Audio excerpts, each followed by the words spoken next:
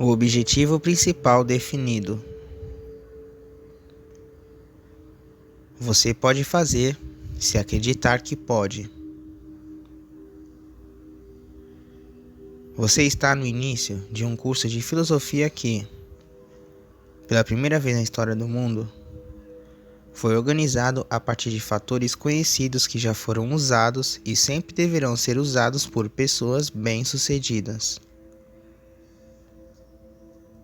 O estilo literário foi completamente subordinado aos princípios e leis incluídas no curso, para que estes possam ser rápida e facilmente assimilados por pessoas de todas as esferas de vida. Alguns princípios serão familiares para todos. Outros serão apresentados pela primeira vez. Deve-se ter em mente, da primeira lição à última, que o valor da filosofia reside inteiramente nos estímulos de pensamento que produzirá na mente do aluno e não apenas nas lições em si. Em outras palavras, este curso pretende ser um estimulante mental que fará o aluno organizar e direcionar as forças de sua mente para um objetivo definido, aproveitando assim o poder estupendo que a maioria das pessoas desperdiça em pensamentos espasmódicos e sem objetivo.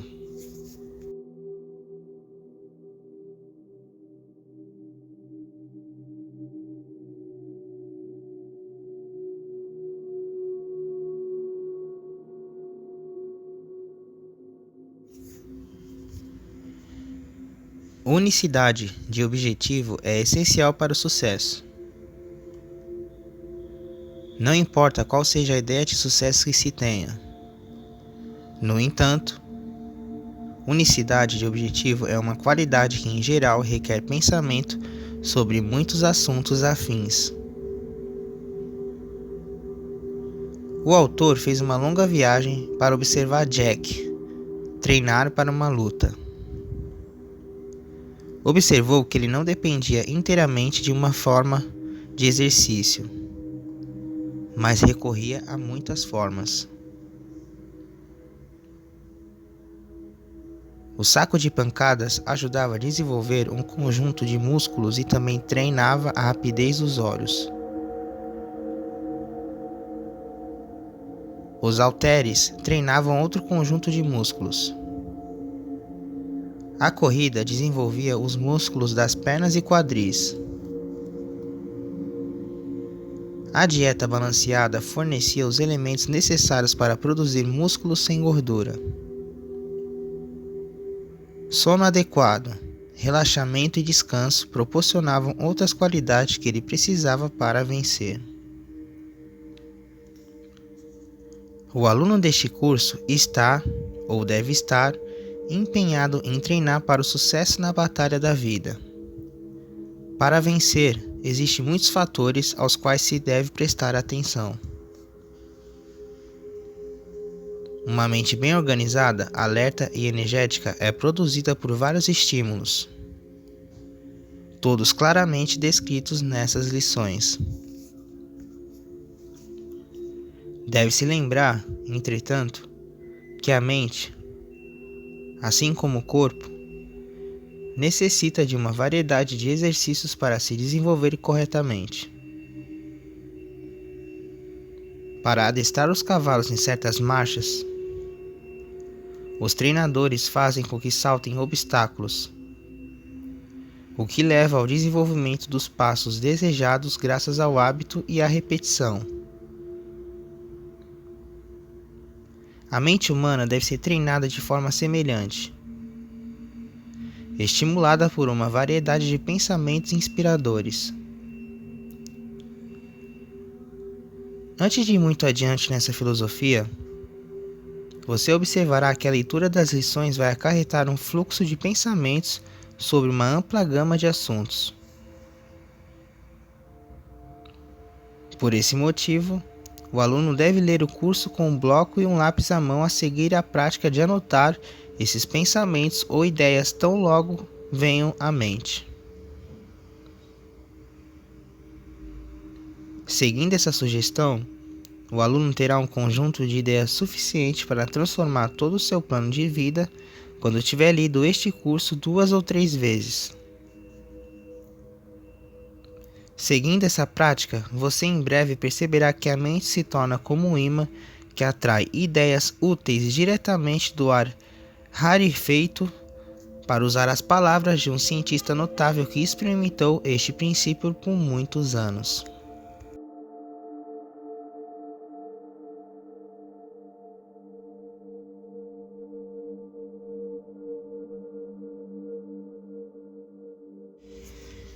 Você cometerá uma grande injustiça consigo mesmo caso se ocupe do curso com a sensação, por mais leve que seja, de que não precisa de mais conhecimento do que já possui.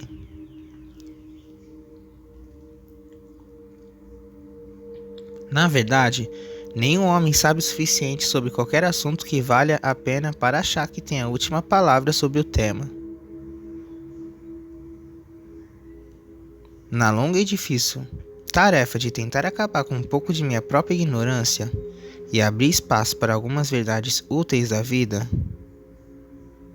com frequência vi em imaginação o grande marcador no pontal de acesso à vida escrever: pobre tolo, na testa daqueles que acreditam ser inteligentes, e pobre pescador, na testa dos que acreditam ser santos.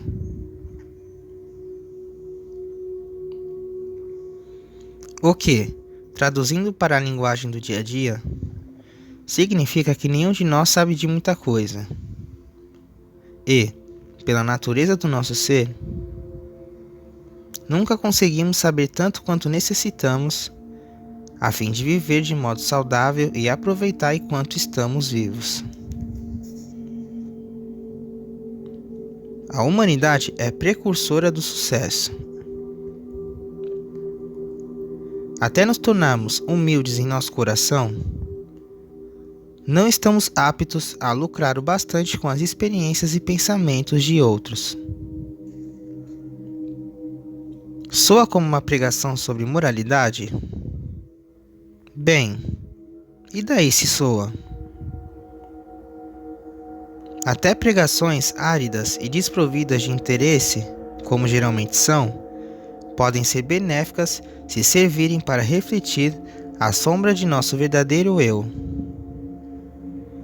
de modo que possamos ter uma ideia aproximada de nossa superficialidade e pequenez.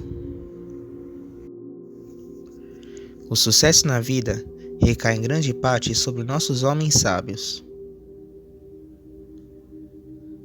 O melhor lugar para estudar o bicho-homem é em sua própria mente, fazendo inventário tão preciso quanto possível de si mesmo. Quando você se conhecer minuciosamente, se algum dia se conhecer, também saberá muito sobre os outros homens. Para conhecer os outros, não como parecem ser, mas como são de verdade, estude as seguintes características. Primeiro, a postura do corpo e o jeito de andar. Segundo, a entonação da voz, a qualidade, tom, volume. Terceiro, os olhos, se dissimulados ou diretos. Quarto, o uso das palavras, a tendência, natureza e qualidade. Por essas janelas abertas, você pode literalmente entrar na alma de um homem e dar uma olhada no homem real. Indo passa além. Se quiser conhecer os homens, estude-os. Quando irados, quando apaixonados, quando houver dinheiro envolvido, quando comem, sozinhos e achando que ninguém está observando, quando escrevem, quando em dificuldades, quando alegres e triunfantes, quando abatidos e derrotados, quando enfrentam uma catástrofe de natureza perigosa, quando tentam causar boa impressão nos outros, quando informados sobre a desgraça alheia, quando informados sobre a boa sorte alheia, quando perdem em qualquer tipo de esporte, quando ganham no esporte, quando sozinhos, em espírito meditativo.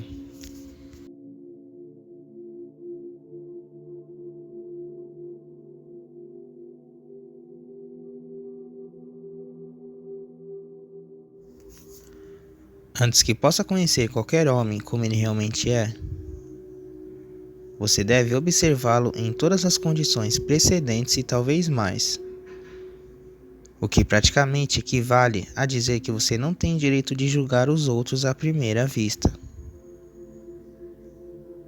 As aparências, sem dúvida, importam, mas as aparências muitas vezes enganam.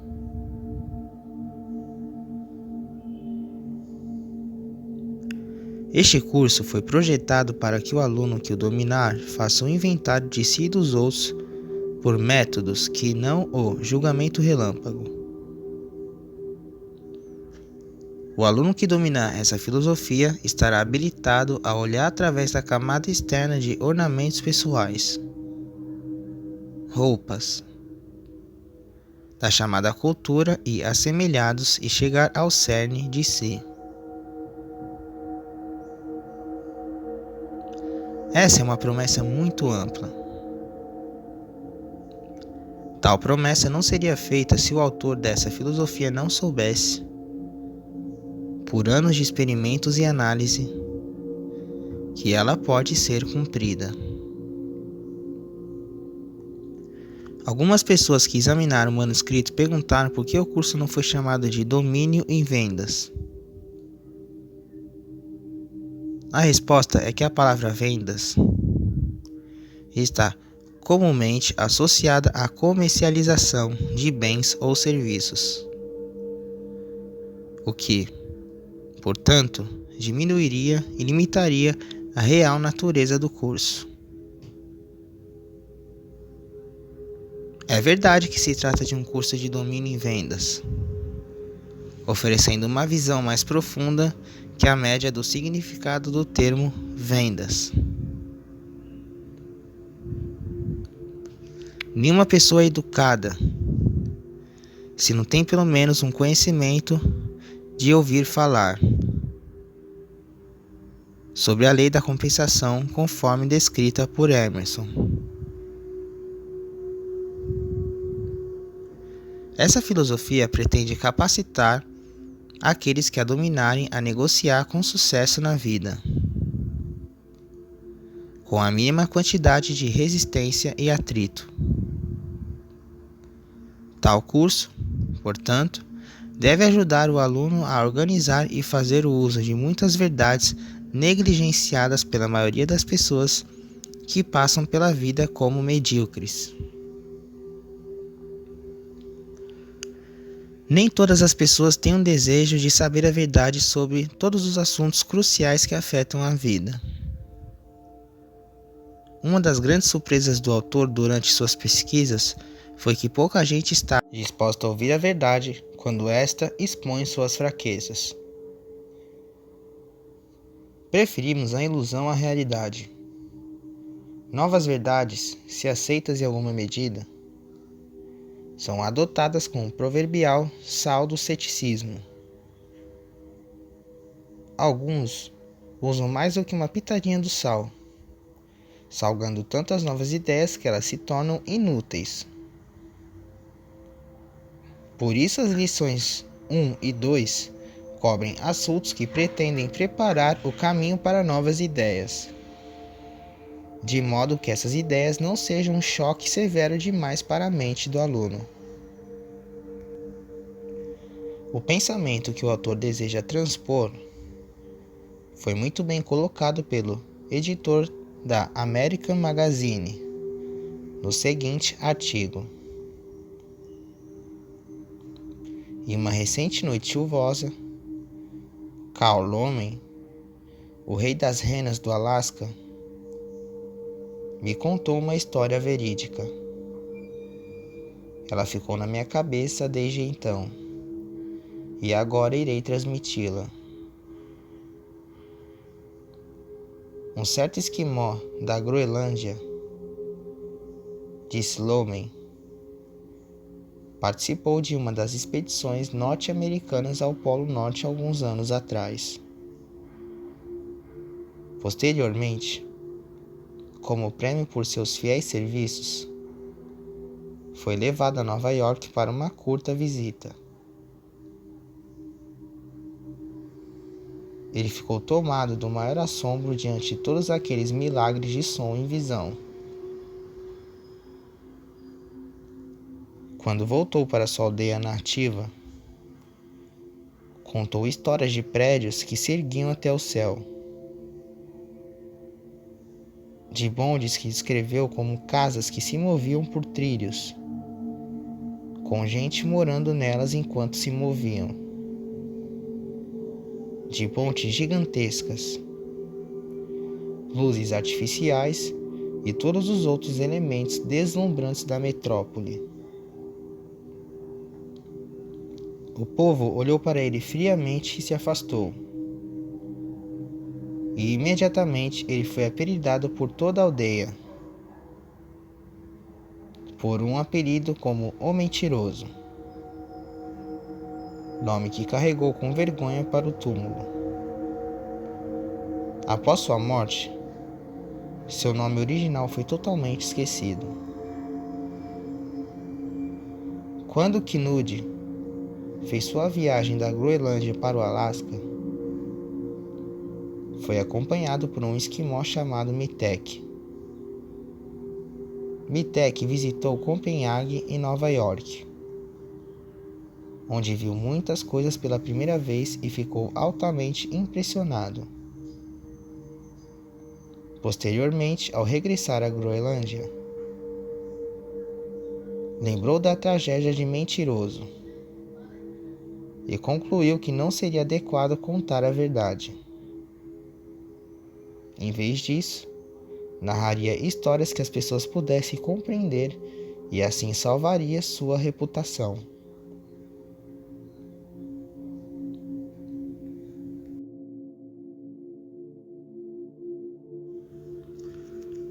Então contou que ele e Rasmussen mantinham um caiaque às margens de um grande rio, o Hudson, e toda manhã remavam para ir à caça.